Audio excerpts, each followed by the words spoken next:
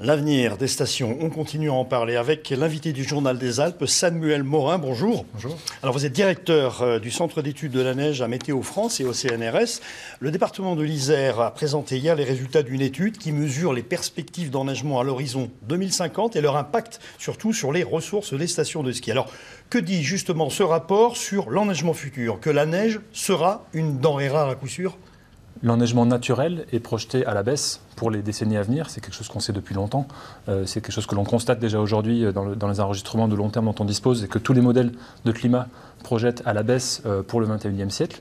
Ce n'est pas d'une baisse régulière, c'est une baisse où il y a de plus en plus d'hivers peu enneigés et de moins en moins d'hivers très enneigés.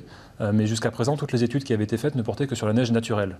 Or, la neige dans les stations de sport d'hiver, c'est de plus en plus une neige travaillée, damée, pour laquelle on rajoute de la neige de culture.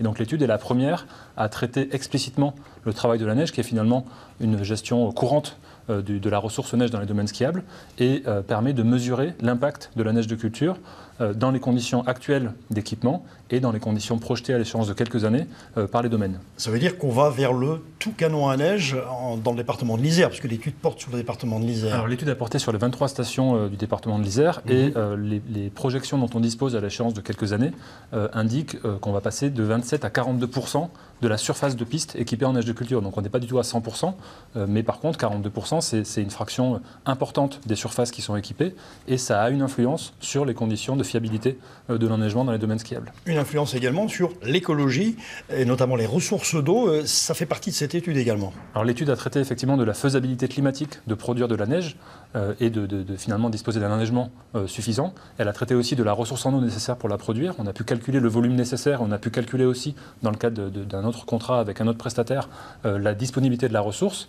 Et les résultats indiquent qu'à l'échéance 2050, on n'a quasiment pas de conflit d'usage, d'après les données dont on dispose, sur la ressource en eau nécessaire pour produire de la neige à l'échelle des domaines skiables.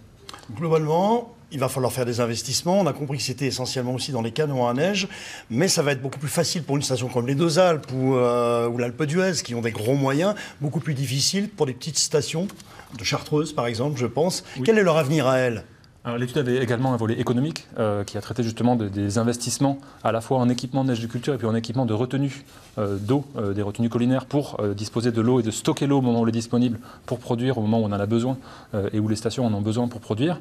Et effectivement, l'étude montre très clairement que les très grandes stations, finalement, ont sans doute la capacité d'investissement nécessaire au regard de leur chiffre d'affaires pour ces équipements-là et que ce sera beaucoup plus difficile pour les stations de petite altitude, enfin des petites stations et les moyennes stations qui sont généralement à plus basse altitude et qui n'ont pas la même capacité financière d'investissement.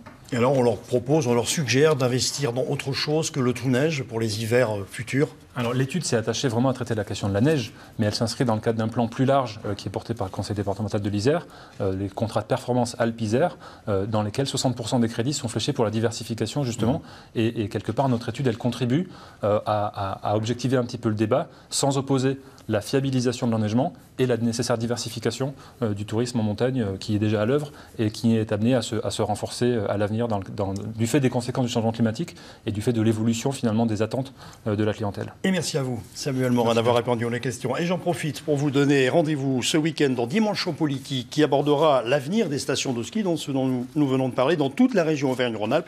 Une émission présentée par Jordan Guéant et Cédric Picot, dimanche à 10h55. La semaine